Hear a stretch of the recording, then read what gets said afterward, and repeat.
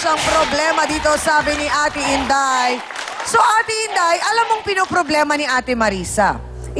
Piniproblema lang po nung asawa nung mahal ko. Talagang mahal ko siya, lahat binibigay niya sa akin, hindi sa'yo. Saksak mo Anong ibibigay niya sa'yo? Eh, wala ka daw trabaho. Wala man siyang trabaho, hindi niya alam kasi. Nagsa-sideline siya. Pinasasisingit ko po dun sa kumpare namin na isa na mag-sideline siya para kahit paano, meron siyang income, may ibibigay sa mga bata. Paano ba kayo naging close ni Mang Angelito? Nagpalinis po sa akin nung dumaan po ako sa iskinita ng bahay nila. Wala kang pambayad yun?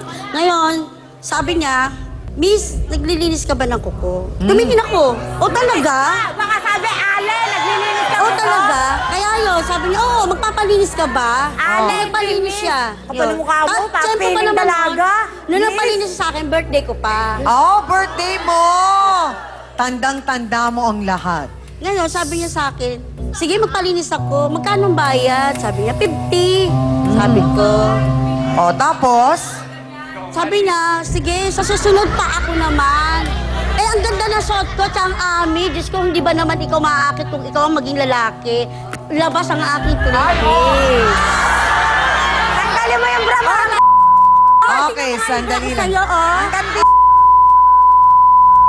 So, nakailang pagpapalinis si Mang Angelito bago kayo naging close? Hindi ko na po mabilang. At minsan bago nagbi- kayo nagkaroon ng something, Mayroon din po mga sa isang linggo, 3 beses, 2, ganyan. ang pagpapamanicure o pagsa-something-something? Something po. Oh my! Hindi ka ba parang nagduda kay Mang Angelito? Bakit Hindi na gano'n? po, kasi sabi ko sa kanya, hindi ka ba uuwi? Hindi ako uuwi kasi wala naman akong aabutan doon. Lagi na mawala yung misis ko. Okay, diretso ang tanong, hindi ka ba natatakot na mabuntis? Hindi naman po. Nainom ka ba? Hindi rin po.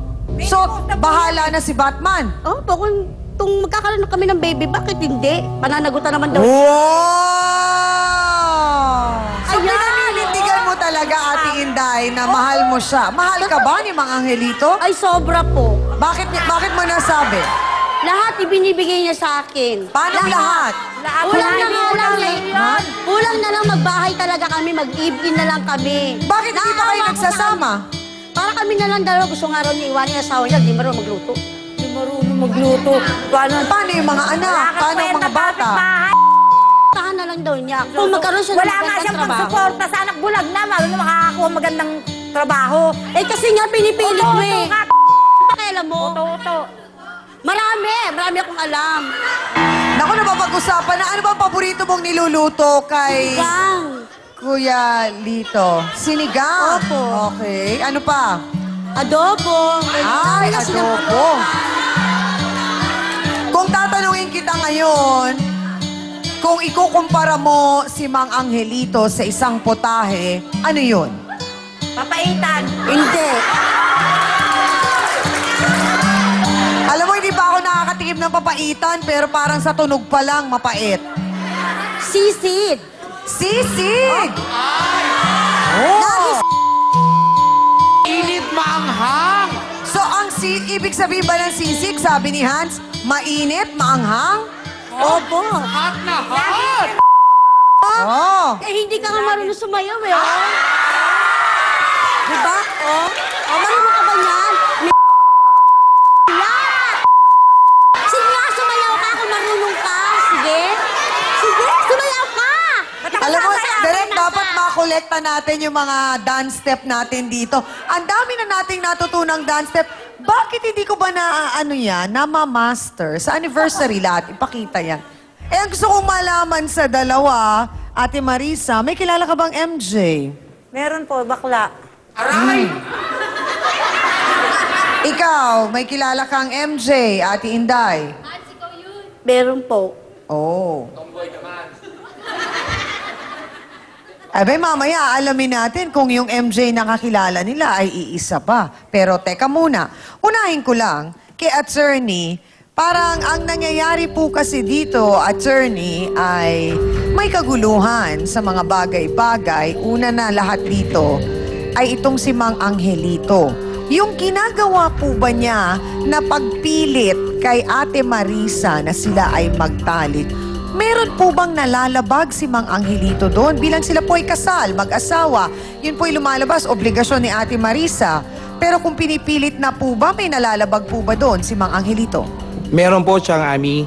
Sang-ayon po sa ating batas, ito po ay maaaring tawagin na marital rape.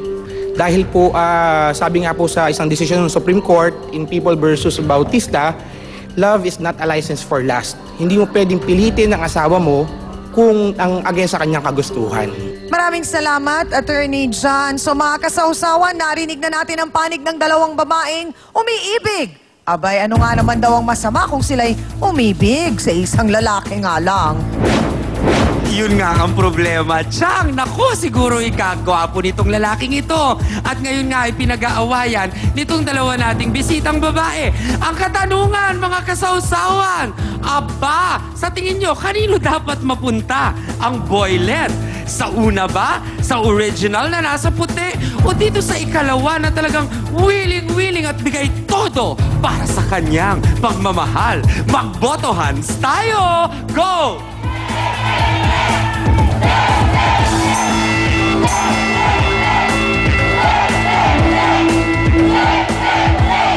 Abatsang, mukhang karamihan ng mga sausawera natin, mukhang mga number 1. Kaya parang natural lang na ang kanilang simpatsya talaga ay mapunta din doon sa original, ika nga, at sa legal. At yun nga, ang pagtanggi ay hindi dahilan para humanap ng ibang kandungan. Yan ang ating botohan. Ate Marisa, gusto ko lang malaman, may kilala ka bang MJ?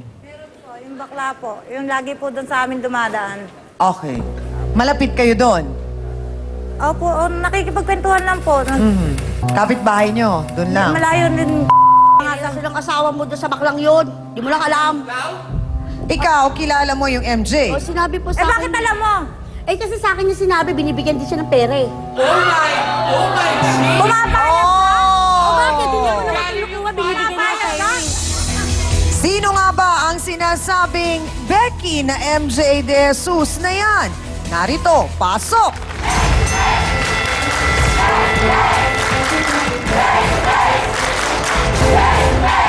Sandali lang, MJ! Naku, babae yan!